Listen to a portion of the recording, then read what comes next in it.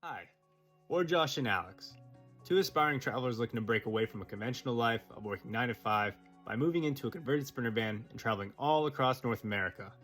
Follow us along as we transition from our traditional lives and journey to wherever life calls us and our pup porter.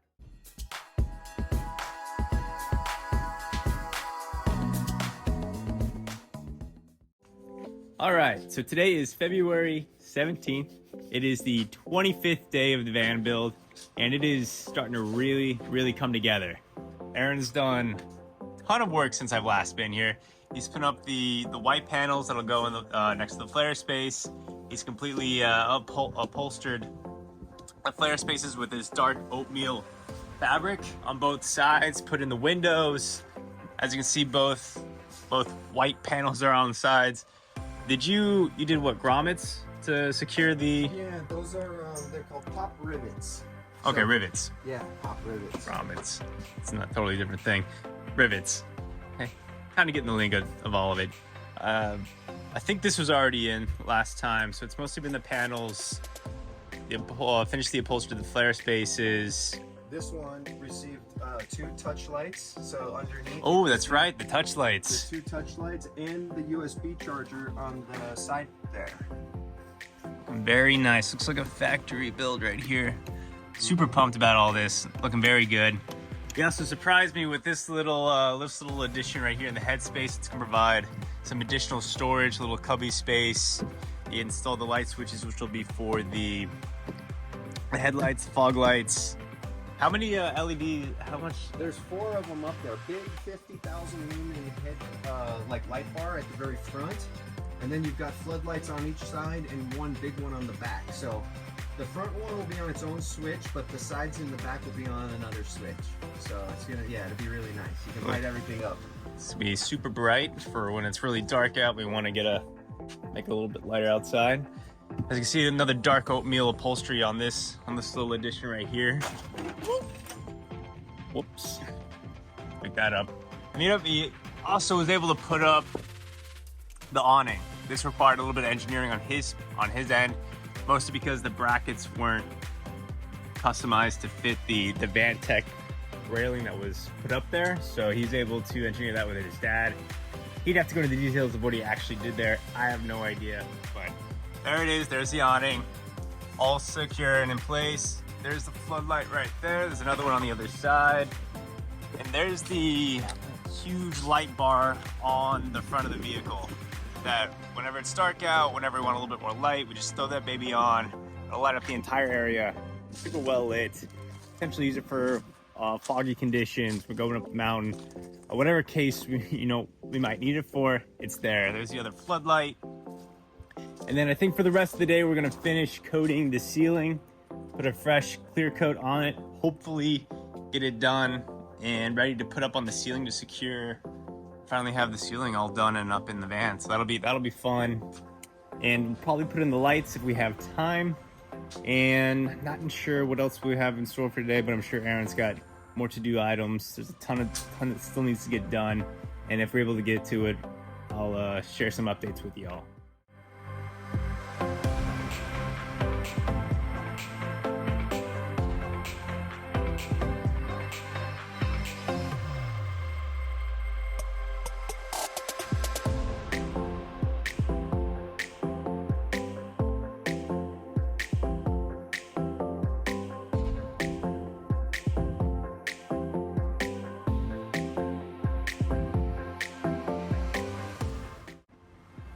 All right, so as you saw, we put the top coat on the ceiling panel. It's pine wood. What do you call this pine wood, by the way? So tongue and groove, so kind of slides into place right there, as you can see. Tongue and groove pine, special walnut stain, and we put a clear coat of lacquer on there. Probably put we're gonna let this dry for right now, take about an hour, and then we're gonna add another coat to that ceiling panel as well. And then this one right here, as you can see, already has a coat, but there's a few areas where we had to basically sand it out, fix a few imperfections. We're probably gonna add another clear coat to this one. And once that's all dry, then we're gonna go ahead and put the ceiling up. In the meantime, we're gonna focus on the wiring on this wall. It's gonna be a lot of fun, lot of technicality, a lot of leaning on Aaron, because I have no idea what I'm doing here, but he does, so we should be good.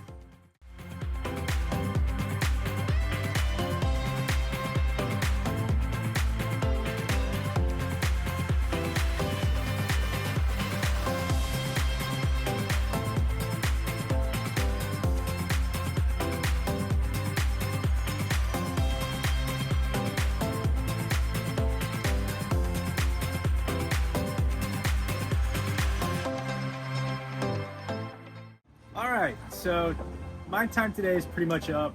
Are you working anymore today, Aaron? You wrapped it Just up? a little bit, and I'm gonna wrap up. I got like another half hour at least. All right, so Aaron's got a little bit more time today to work on the van.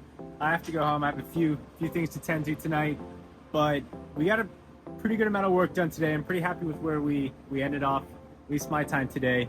We were able to put the inverter in. This will be able to convert the 12 volts to 120 volts to power all the electronics inside the van, like the refrigerator, the stove. Did I get all that right?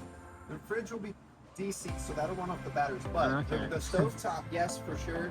And then most of your like household things like laptops, blenders, toasters, anything that has 3 prongs and you plug it in, this is going to be powering it. But it has to take the power from the 12-volt battery bank, which is powered by solar panels and the DC to DC charge controller, which runs off of the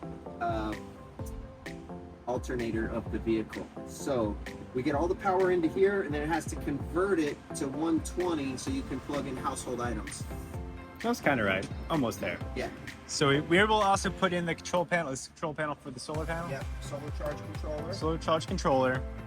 And then we also drilled a hole in the bottom of the van, and this will connect the wiring. 1-inch hole. This will connect the wiring to the battery, right? So Yeah, this is how we get it to go. We run these 2 6-gauge wires all the way up to the it's called the house battery or the vehicle battery, and then and that's how we basically link into the alternator power. So whenever you drive, about 50 amps or more is going to be powering. It's extra juice, so it comes back and it stores up in your 800 amp hour battery bank, which then you can use to run your rooftop AC or anything else. Okay. Very good. Like I said, a lot of progress made today. We were hoping to eventually get the roofing up, but we ended up putting a bunch of top coats, a bunch of lacquer coats on top of the stained wood that's going to go on the ceiling. So we weren't able to quite get to putting the ceiling up today. That's probably a project for next week. So next week's video, we'll have all the roofing, or not the roofing, but the ceiling materials, and hopefully most of the battery components we put in for the electrical wall. And maybe we'll start on the plumbing. Who knows? We'll see where we're at. But really happy with the progress we made today. Aaron's killing it, getting a lot done. So we'll check in and see where we're at next week.